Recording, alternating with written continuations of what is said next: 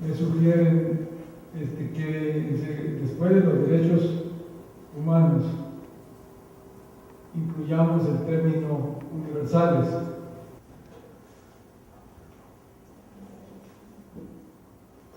Garantías y prerrogativas ciudadanas.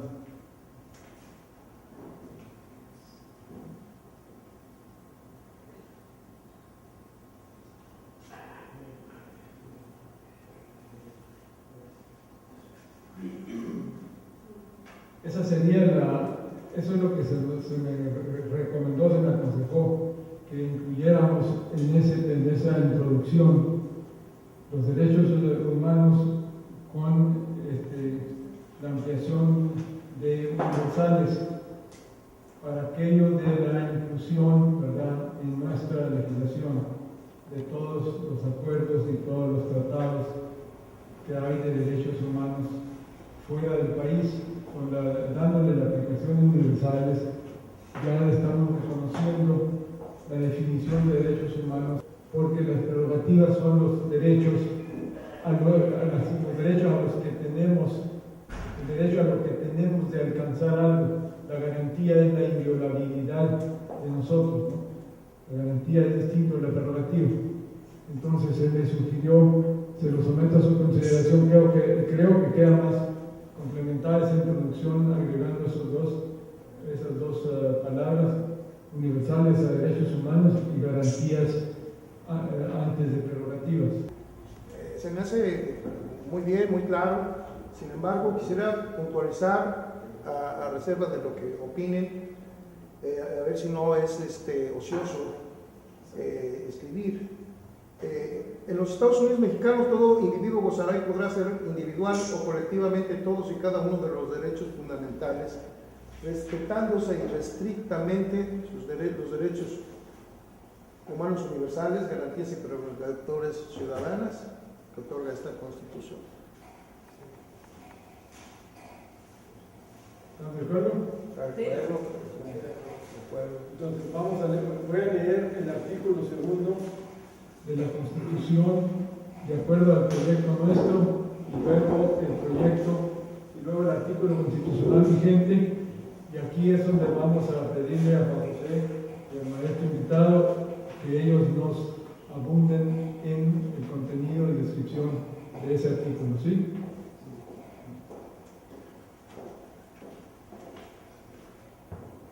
El artículo 2 incluye la indivisibilidad de la nación como subtítulo. Desde la nación mexicana es única e indivisible territorial y políticamente. En nuestro proyecto, en el artículo constitucional vigente, solo señala que la nación es única e indivisible. No señala ni lo político ni lo territorial. Nuestro proyecto sí agrega las dos posibilidades de violación o de división nacional, de violación a la soberanía nacional, la territorial y la política. Una composición pluricultural sustentada originalmente en sus pueblos originarios, que son aquellos que descienden de poblaciones y culturas que existían y habitaban el territorio actual del país al inicio de la colonización, y que conservan sus propias instituciones sociales, económicas, culturales y políticas o parte de ellas. Aquí es donde empieza el primer problema que yo, el autor, identifico en este artículo 2, que se hace mención al término indígena. Si ustedes consultan el diccionario van a ver allí que, por razones que yo desconozco y que no encuentro lógicas, al término indígena se le ha dado la concepción de aquello que es natural aquello que es consecuencia natural de un origen. Para mí en México no es válido ese concepto, porque nosotros en México somos discriminativos y hemos hecho énfasis muy particular en apartar de nuestra sociedad, en todos los sentidos, educativos, de salud, de empleo, de ingreso, a personas que provienen de los pueblos originarios. Entonces yo siento que plasmar cuando el legislador plasmó en el artículo constitucional la palabra indígena, en ese mismo término ya está marcando una diferencia de aquellos ciudadanos que son ciudadanos común y corriente, pero con mayor antigüedad que nosotros los criollos. Son aquellas culturas que dieron origen a este México. Son aquellas culturas que despertaron la codicia de un conquistador. Entonces, no tenemos por qué, si no les reconocemos su riqueza histórica, la riqueza de sus usos, de sus costumbres, de sus culturas, ¿por qué vamos a quererlos señalar como distintos? Son pueblos, para mí, pueblos y culturas originarias. Una persona de una característica física a la que se nos hace atractiva, le llamamos indígena. ¿Sí? ¿Cuántas veces le decimos, oímos decir, te portas como indio? A veces a las mujeres traigo las mechas como las indias. Practicamos eso diario y sistemáticamente. Entonces no es esa nueva acepción de la palabra indígena, de querer pretender que es algo que depende de lo natural o de lo originario, no es válida en nuestro país. Y en primer lugar, el término en nuestro país nunca debió haber sido indio, ¿no? Porque no eran indios. Los indios son los de India. Y se pretendía llegar a la India, no llegar a México, ¿no? En esas expediciones. Sin embargo, se les llamó, se les asignó el título de indios. Y de allí deriva el término indígena. Mal aplicado, impropiamente aplicado, pero sí aplicado discriminativamente. Y tenemos que ser críticos de nuestro comportamiento social humano. Somos discriminativos, compañeros. Es uno de los vicios de nuestra sociedad, no lo hemos podido erradicar. Entonces cuando yo elaboré este proyecto, yo quité esa palabra y siempre critiqué que el esfuerzo legislativo se hiciera en el sentido de incluir un término que marca diferencia. No marca reconocimiento, marca diferencia. ¿Sí? Y llamándoles, como debe ser, culturas y pueblos originarios, estamos reconociendo su aportación a la humanidad, su valor humano intrínseco. Y aquí con este término, lo único que se hace es incorporar a quienes nunca debieron estar fuera del derecho y no necesitaban un capítulo especial, si se respetara, si se les viera como mexicanos. Entonces se hace una pieza legislativa, bueno, fue necesario hacerla, hay que hacerla, pero no poner un término que a mi juicio marca diferencia, no marca reconocimiento. Es un tópico controvertido, estoy de acuerdo. Entonces yo expongo mis razones y la idea es fortalecer o enriquecer este proyecto o modificar este proyecto de acuerdo a las inquietudes de los participantes, no solo del autor. Yo creo que va a arrojar mucha luz ver precisamente esa discusión, porque efectivamente hay corrientes teóricas que manejan pueblos originarios y también hay corrientes teóricas que no están basadas en aspectos valorales, sino aspectos también de carácter conceptual. Está entre los dos enfoques teóricos, eso es muy interesante. Bueno, yo me voy a permitir presentar al maestro Tiburcio Pérez Castro, doctorante de educación, que es uno de los 4 indígenas de Baja California que cuentan con doctorado. Es muy interesante la perspectiva que tiene, porque justamente el artículo 2º constitucional fue modificado recientemente y se considera una especie como de triunfo que por fin se ha introducido el concepto de indígena. Es muy interesante, pues, dentro de ese debate teórico que se da, porque han de saber ustedes que la legislación internacional considera que la forma en que se organizaban aquí, en todo este continente, antes de la llegada de los europeos, antes de la invasión de los europeos, pues es trascendental. Entonces, en la propuesta debemos de manejar ese debate de una manera sucinta.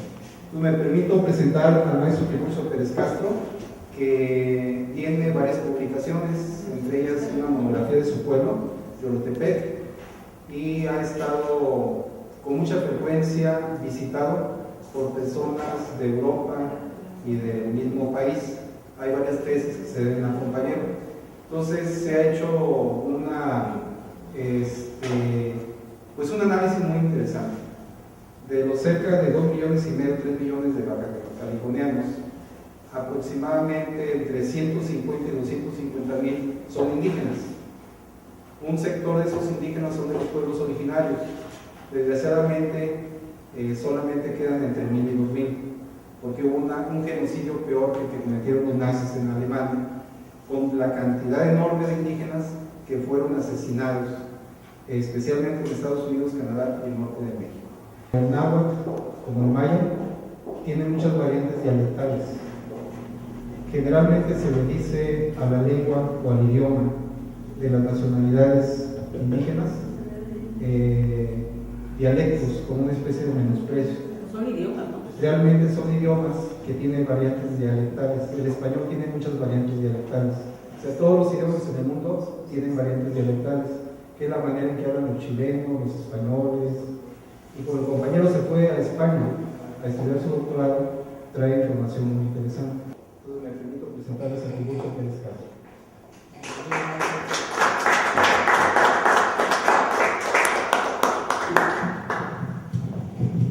Soy Tiburcio, de la etnia mixteca. Durante los últimos años los grupos indígenas nos hemos estado preocupando por recuperar los nombres originarios de nuestros pueblos, de nuestras comunidades, y entonces soy del pueblo Usana, pueblo de la lluvia, y hablo tú Usana, palabra de la lluvia. Entonces varios grupos, por ejemplo los tarahumaras ya no se llaman ellos mismos tarahumaras, rarámuris, o por ejemplo los que conocemos como tarascos, ya no son tarascos, son purépechas ahora. Hay una preocupación por recuperar los nombres originarios de nuestros pueblos. Bueno, voy a hacer algunos comentarios del artículo 2 constitucional para que, es la idea, tengan ustedes elementos para afinar este articulado de nuestra Constitución en donde se refiere a nuestras comunidades indígenas. Tenemos problemas técnicos, así que vamos a hacer un esfuerzo por hacerlo bien. ¿Cómo surge? ¿Cómo surge el reconocimiento de los pueblos indígenas en México? Se reconoce constitucionalmente a los pueblos indígenas en nuestra Carta Magna. Para nosotros fue un triunfo enorme. ¿Por qué? Porque ni en el constituyente de 1814, ni en el de 1824, ni en el de 1857, y con todo lo avanzado que fue nuestra Carta Magna del 1917, se consideró a los pueblos indígenas. Siempre nos consideraron como, bueno, todos en México somos iguales, así que no tiene que haber ninguna diferencia cuando vemos que socialmente hay desigualdades.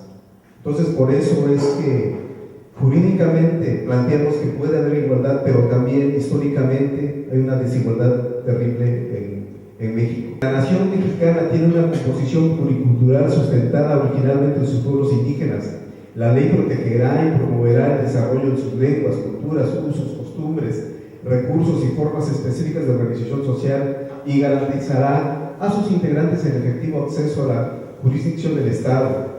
En los juicios y procedimientos agrarios en que aquellos sean parte, se tomarán en cuenta sus prácticas y costumbres jurídicas en los términos que establezca la ley. Si ha habido aniquilamiento de nuestras culturas, si ha habido invasión a nuestras tierras, si ha habido un despojo de la identidad como pueblo, como miembros de comunidades indígenas, o indias, o autóctonas, o originarias, nosotros recuperamos el término indio, indígena, porque es un término discriminatorio, vejatorio, que significa mucho porque nos tildan de que somos analfabetas, ignorantes, supersticiosos, indolentes. Por eso fue un avanzado, aunque insuficiente, este reconocimiento del 92. Paso entonces al reconocimiento, al cambio constitucional del año 2012, en la otra diapositiva, por favor.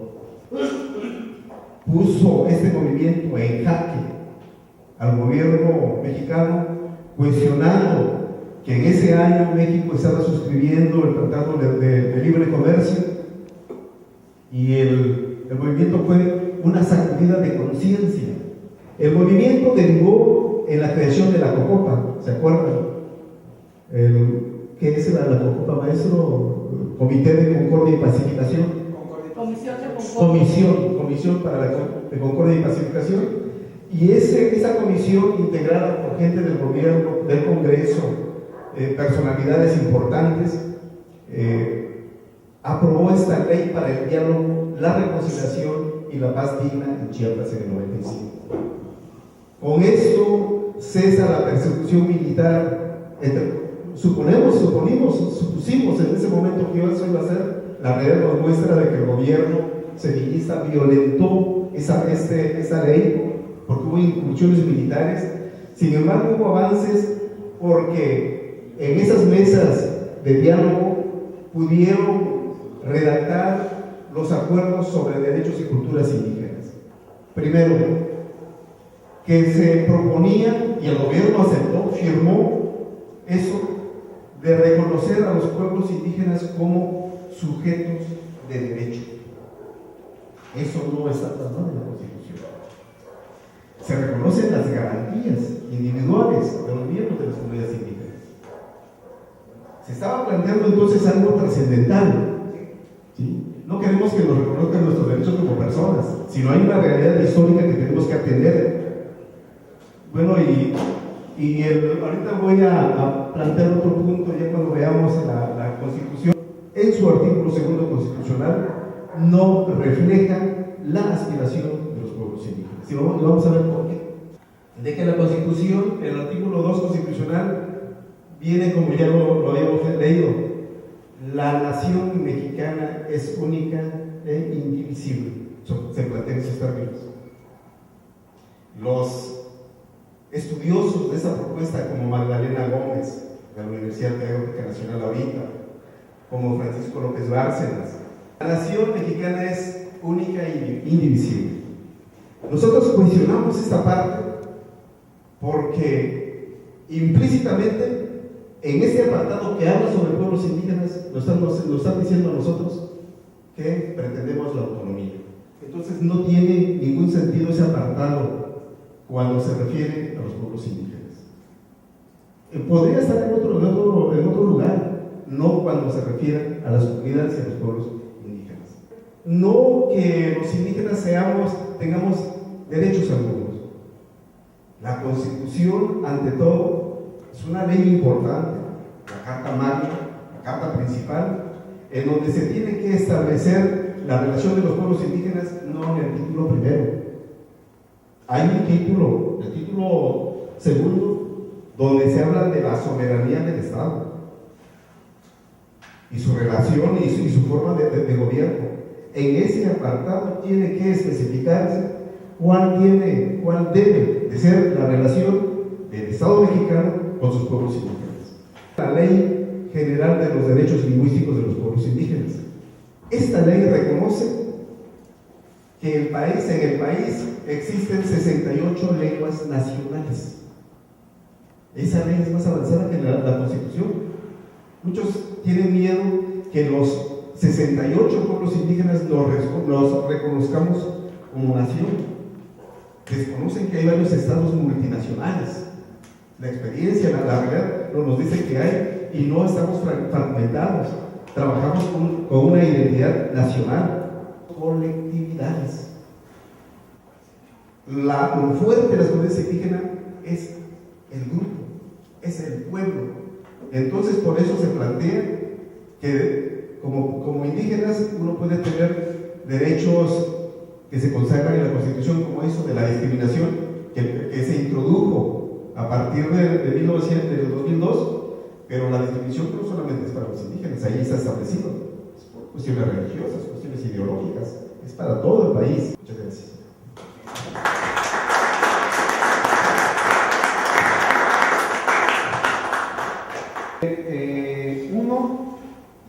Yo creo que, como ayer se decía, lo manejaban varios compañeros, particularmente Álvaro, hay aspectos conceptuales fundamentales que fue lo que abordó Tiburcio, aquí en este caso. Y hay también algunos aspectos que en lo personal creo que debe de estar en toda la Constitución. O sea, circunscribirlo a un solo artículo es un error, y los zapatistas han planteado que la sociedad civil saque adelante este problema que está pendiente de resolver. Esta Constitución, hasta para los especialistas, es muy complicada de entender. Entonces necesita una serie de precisiones, necesita manejarse desde el principio, que requiere algunos conceptos definirse concretamente, como lo que hablábamos de las penas graves, ¿no? Lo último que quiero decir, porque yo creo que ya fue suficientemente dicho por Tiburcio, es que hace falta mencionar todas las potencialidades. En el caso concreto de la recuperación y preservación de las lenguas hay muchas dificultades. Hay una gran precariedad. La mayor parte de los analfabetas en este país son de origen indígena, pero no por la flojera de los indígenas, sino porque no se pone atención a trabajar correctamente. Podemos crecer todos impulsados desde el centro bajo un mismo concepto de dinamismo social o económico. Las regiones tienen que ser autónomas. Recuerden que somos Estados Unidos. Nos unimos en un pacto federal, pero tenemos que conservar lo nuestro. A lo largo de este trabajo vamos a ir analizando cada uno de esos aspectos y vamos a estar invitando gente que domine las áreas, que sea conocedor, que nos ilustre para entender qué es lo que estamos haciendo. El próximo sábado, ¿sí? Porque sí tenemos pues, que ser corteses en cuanto a la desocupación del local. Es nuestra culpa, es nuestra falla no llegar a tiempo, pero no podemos por eso cargarle la mano a quien nos está rentando porque nos definieron horarios. ¿Sí?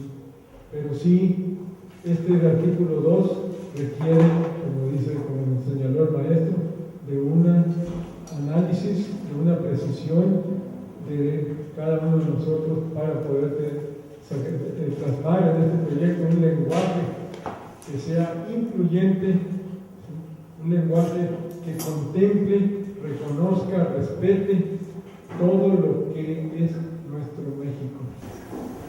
A mí me gustaría estar a la hora en que se cita. Desafortunadamente, al igual que José Luis y al igual que Griego, en la actividad de ventas, no nos es posible porque el cliente nos cita y tenemos que acudir aunque el cliente no llegue, como me decía José Luis, es cierto. Pero en la medida en que hay posibilidades, por lo menos respecto a mí, puedo estar. Se me dijo que a las 2 de la tarde, y a lo mejor llego 5 o 10 minutos como hoy, procuré llegar a las 2, y estuve aquí a las 2.